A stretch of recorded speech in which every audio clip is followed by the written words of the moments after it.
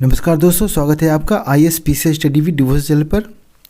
UPSC UPPSC mains की series में आज हम आपके लिए लेके आए हैं GS4 के एथिक्स पेपर का एक टॉपिक, डायमेंशंस ऑफ एथिक्स, जिसे ब्रांचेस ऑफ एथिक्स भी कहा जाता है।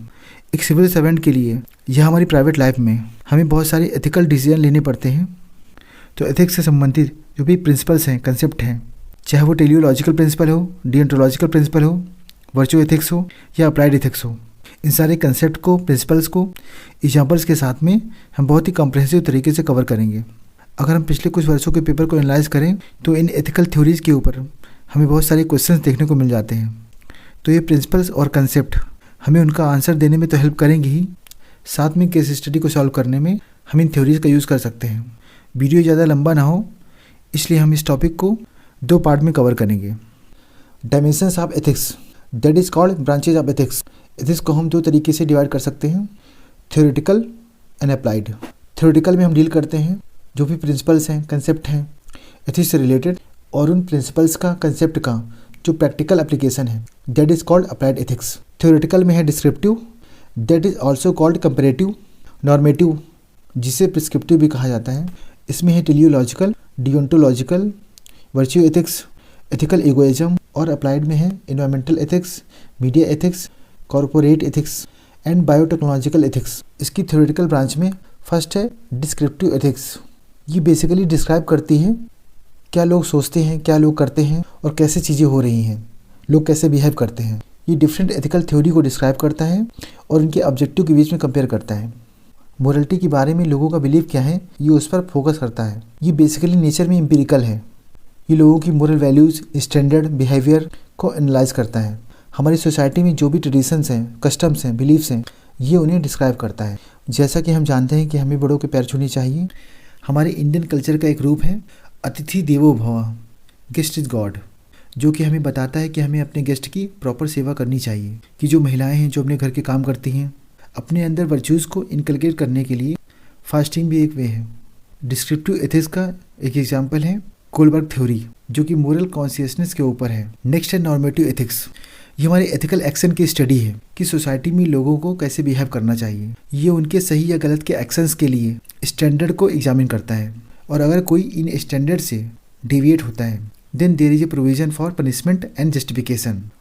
इस नॉर्मेटिव एथिक्स से संबंधित कुछ इंपॉर्टेंट की एथिकल थ्योरीज हैं। हमारी जो एथिकल डिसीजन मेकिंग है वो किसी न किसी एथिकल प्रिंसिपल से कवर होती है। इन एथिकल थ्योरीज को क्लासिफाई किया गया है such as western and Indian, materialistic and spiritual. अगर हम एथिकल थ्योरीज के मैप को देखें, इसके लिए की पैरामीटर्स हैं doing good, doing right, individual, institutional. अगर हम इसे 4 क्वाड्रेंट से समझें तो फर्स्ट में है एथिकल इगोइज्म, सेकेंड में है वर्चुअल एथिक्स, थर्ड में है डियोंटोलॉजिकल एंड फोर्थ में है टेलियोलॉजिकल। अगर हम टेलियोलॉजिकल प्रिंसिपल को देखें, इसमें जो सही या गलत का क्वेश्चन है ना, वो डिटरमाइन होता है on the basis of consequences of action, कि हमारे एक्शन का रिजल्ट क्या है। और इस टेलियोलॉजिकल प्रिंसिपल के बेसिस पे जेरेमी बेंथम ने यूटिलिटेरियन प्रिंसिपल को प्रपोज किया, जो कि कहता है कि हमारा एक्शन मोरली राइट होगा if it leads to maximum happiness to maximum number of people. जैसे कोई ट्राइबल एरिया है, वहाँ गवर्नमेंट कोई स्पेशल इकोनॉमिक जोन बनाना चाहती है, तो इसके लिए लैंड को एक्वायर करने में कुछ ट्राइबल लैंड भी जा सकती है, पर दूसरी तरफ ये वहाँ के लोगों को एम्प्लॉयमेंट देगी और वहाँ पे ग्रोथ को प्रमोट करेगी। तो ये कह सकते हैं ओवरऑल ये गुड होगा, बिकॉज जो मैक्सिमम नंबर ऑफ पीपल है ना, वो मैक्सिमम हैप्पीनेस को अप्रोच करेंगे। बेंथम कहते हैं जो ह्यूमन है ना, वो रूल्ड होते हैं बाई 2 सोवरेन मास्टर्स। फर्स्ट है प्लीजर, सेकेंड है पेन।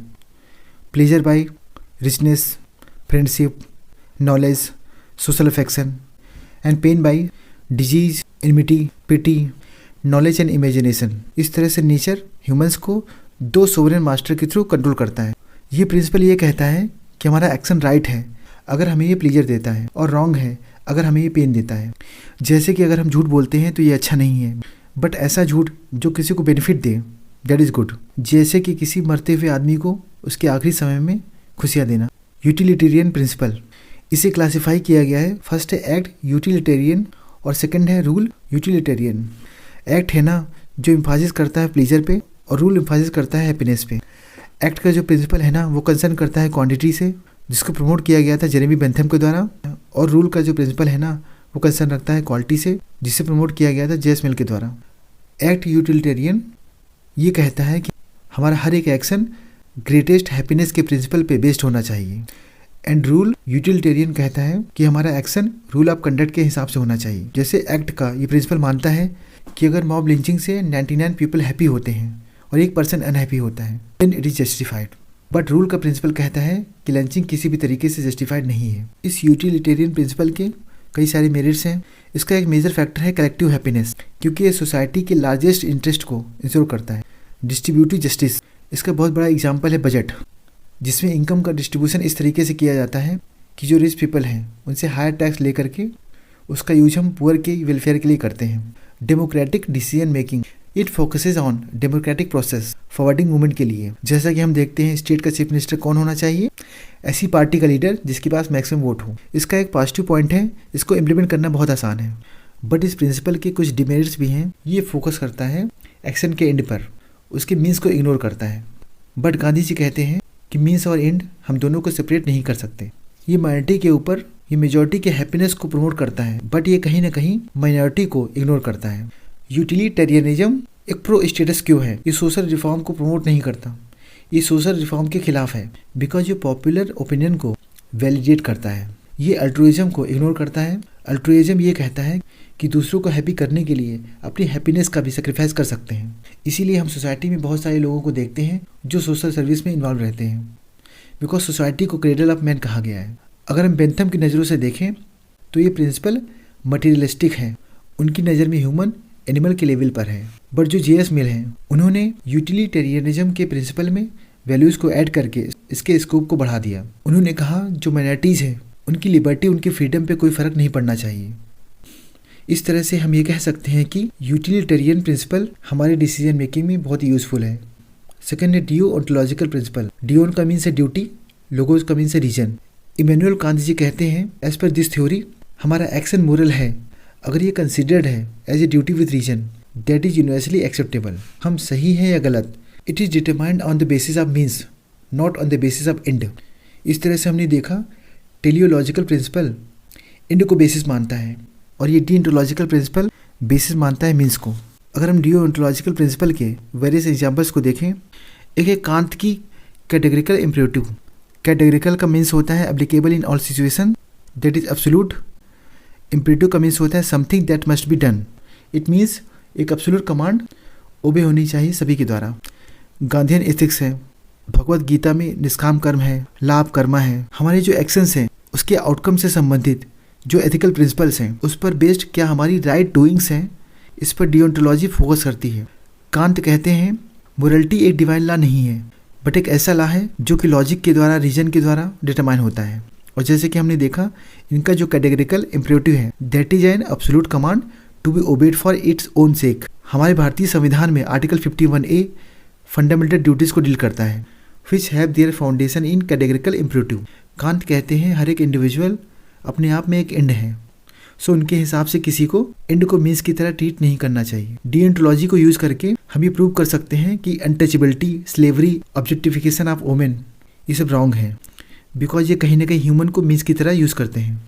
गांधी जी मीन्स को और एंड को दोनों को इक्वल इंपॉर्टेंस देते हैं, क्योंकि उनका मानना था हम इंडिपेंडेंस तो पाना चाहते हैं बट वायलेंस के सहारे से नहीं। तो अगर गोल हमारा नोबेल है तो इसे अचीव करने के लिए रॉन्ग मीन्स का सहारा नहीं लेना चाहिए। भगवान कृष्ण अर्जुन को एडवाइस करते हैं निष्काम कर्म योग के लिए, बिना किसी फल की इच्छा के कर्म पर फोकस करने के लिए। लाभ कर्मा कहता है कि मीन्स इंपॉर्टेंट है क्योंकि रॉन्ग मीन्स हमें वर्स कॉन्सिक्वेंसेस तक पहुंचाते हैं। अगर हम डिओन्टोलॉजिकल प्रिंसिपल के मेरिट्स को देखें, ये हमें एक तरह से हायर लेवल ऑफ रिस्पॉन्सिबिलिटी को क्रिएट करती है, बिकॉज वो हम ही हैं जो रूल्स को और सोशल नॉर्म्स को क्रिएट करते हैं। ये एक तरह से एक्शन के एंड को ब्लाइंडली फॉलो नहीं करता बट ये एम्फासिस करता है मीन्स के ऊपर। ये एक तरह से हर पर्सन को वैल्यू देता है, यूटिलिटेरियनिज्म प्रिंसिपल की तरह नहीं जहाँ पर माइनॉरिटीज़ को इग्नोर किया जाता है। यहाँ पर मोरलिटी डिफाइन होती है as a command of reason. जैसा कि कहा गया है धर्मो रक्षति रक्षता, protect your duty and your duty will protect you. अगर हम अपनी ड्यूटी को अच्छी तरीके से निभाएंगे तो यही ड्यूटी हमारी रक्षा करेगी। कांत की जो फिलॉसफी है ना वो भी ह्यूमन राइट्स के मॉडर्न कंसेप्ट में रूटेड है, बट इसके बावजूद इस डिओन्टोलॉजिकल प्रिंसिपल में कुछ कमियां भी हैं। ये एक तरह से इनहेरेंटली रिजिड है बिकॉज हम यहाँ पर रूल्स को बेंड या बाइकआउट नहीं कर सकते। ये रिजल्ट करती है रूल ओरिएंटेडनेस की तरफ। बट इसका एक पहलू ये भी है कि अगर हम रूल्स को ब्लाइंडली फॉलो करेंगे देन ये कहीं ना कहीं स्पिरिट ऑफ लॉ को वायलेट कर सकती है। डिओन्टोलॉजी एम्फासिस करती है ड्यूटी के ऊपर, बट जब भी कन्फ्लिक्ट होता है ड्यूटीज़ को लेकर के, as a father, as a doctor, as a citizen, इनकी ड्यूटीज़ को लेकर के कि कौन सी ड्यूटी सुपीरियर है, ये इसका आंसर नहीं करती। मोरल ड्यूटीज़ में जो कन्फ्लिक्ट होता है ये उसके बारे में बात नहीं करती। एक तरह से ये इग्नोर करती है ग्रेटर गुड के कंसेप्ट को। हम जो भी एक्शन करते हैं उनके कंसिक्वेंसेस के लिए आंसरेबल होते हैं, बट ऐसे एक्शन जो बिना किसी इंटेंशन के हो जाते हैं और जब वो रिजल्ट करते हैं इविल के प्रति, तब हमें वो एक तरह का सेल्फ गिल्ट देते हैं। एक सिविल सर्वेंट के लिए ये डिओन्टोलॉजिकल प्रिंसिपल बहुत ही स्पेसिफिक इंपॉर्टेंस रखते हैं, क्योंकि एक सिविल सर्वेंट के लिए उसकी ड्यूटी के दौरान एक कोड ऑफ कंडक्ट को फॉलो करना बहुत ही मस्ट हो जाता है। इस टॉपिक के नेक्स्ट पार्ट में हम देखेंगे वर्चुअल एथिक्स, एथिकल एगोइज्म और अप्लाइड एथिक्स के कुछ कंसेप्ट। इन्हें हम बहुत ही कम्प्रहेंसिव तरीके से कवर करेंगे। इस वीडियो का PDF आप नीचे दिए गए टेलीग्राम चैनल से प्राप्त कर सकते हैं।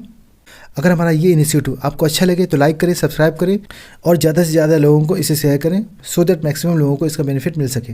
तो मिलते हैं नेक्स्ट वीडियो में अपनी नोट्स के साथ में। जय हिंद, जय भारत। Thank you.